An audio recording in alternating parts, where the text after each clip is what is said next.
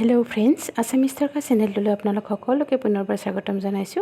আজি সিম্পলকৈ বনোৱা দাইলৰ ৰেচিপি এটা লৈ আহিছো, গতিকে ভিডিঅটো শেষলৈকে চাই থাকিব বুলি আশা কৰিলো। আজি বনাম আমডাল ফ্ৰাই। তাৰ কাৰণে মই মচুৰ দাইল লৈছো 1 কাপ আৰু এই ৰহৰ দাইল আধা কাপ লৈ লম। ৰহৰ দাইলৰ হলনি আপোনালোকে মুগৰ দাইল ল'ব পাৰে।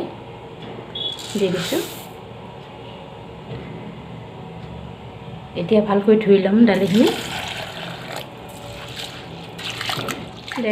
ভালকৈ ধুই ললো। এতিয়া কুকাৰ এটা লৈ লৈছো, কুকাৰটোত দাইলখিনি দি দিম।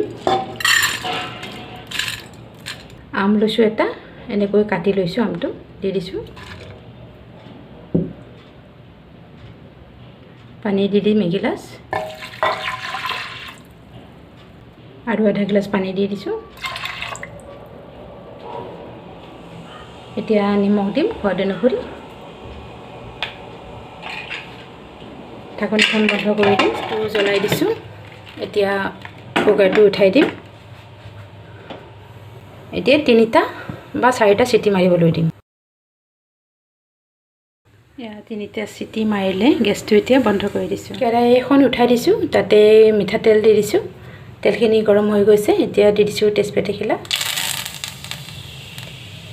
পাঁচফোৰণ। এতিয়া পিঁয়াজ এটা এনেকৈ কাটি লৈছো, পিঁয়াজটো দি দিছো।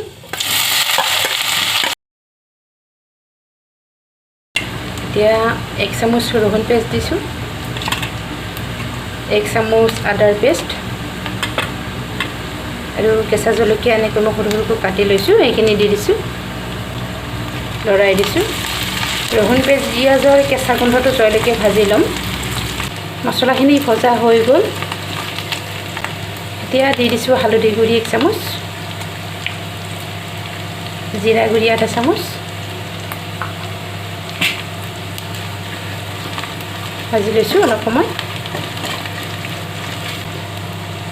ইয়াত ইচ্ছা কৰিলে ৰঙা জলকীয়া গুড়ি দিব পাৰে আপোনালোকে। এতিয়া সিজাই লোৱা দাইলখিনি দি দিম।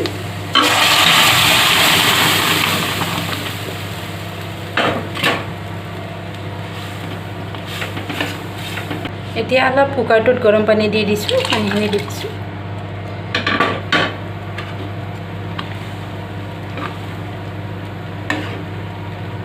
এনেকৈ 2 মিনিট সময় আৰু উতলাই ল'ম। 3 মিনিট হৈ গ'ল, চাই লৈছো এবাৰ দাইলখন। গৰমৰ দিনত এনেকৈ দাইলখন খাবলৈ খুব টেষ্টি হয়। এতিয়া গেছটো বন্ধ কৰি দাইলখন নমাই ল'ম।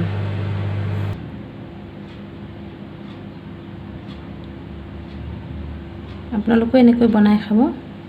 আৰু যদি ৰেচিপিটো ভাল পায় তেতিয়াহ'লে লাইক কৰিব, শ্বেয়াৰ, কমেণ্ট আৰু ছাবস্ক্ৰাইব কৰি দিব। লগতে থকা বেল আইকনটো প্ৰেছ কৰি দিব। ভিডিঅ'টো শেষলৈকে চোৱাৰ বাবে অশেষ ধন্যবাদ জনাইছোঁ।